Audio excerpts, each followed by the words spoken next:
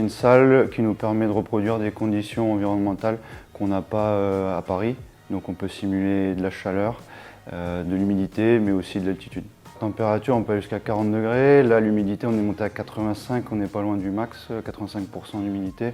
Donc c'est ça, 35 degrés, 85% d'humidité et monter jusqu'à 3000 mètres d'altitude. En sachant que tu peux cumuler les effets. Donc tu peux faire l'humidité de la chaleur, l'humidité de l'époxy.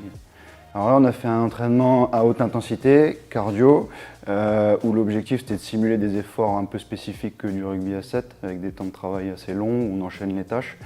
Et on s'est entraîné en conditions qu'on risque d'avoir à Hong Kong, donc de la chaleur et de l'humidité, ce qu'on n'a pas ici à Paris, donc on le simule en salle ici.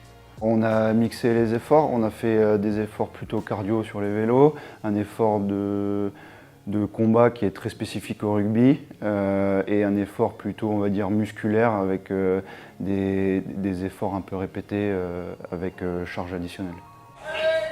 Jusqu'à mon top, jusqu'à mon top. Allez, regarde, allez yo, allez yo.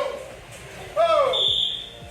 Juste avant de partir en tournoi, on fait 3 séances dans la semaine où on varie les types de séances. Il y a une séance intense, il y a une séance plutôt à visée récupération mais où on met quand même les joueuses dans des conditions de stress environnemental et une séance plutôt renforcement musculaire qui ne va pas être très intense d'un point de vue cardio mais il y aura malgré tout un petit peu d'intensité physique.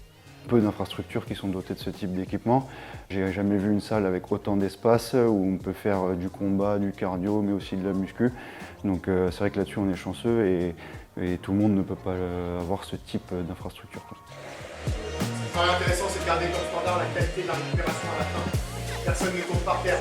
Alors oui, souvent on dit ne rien montrer, souvent on dit rester fier, les attitudes, etc.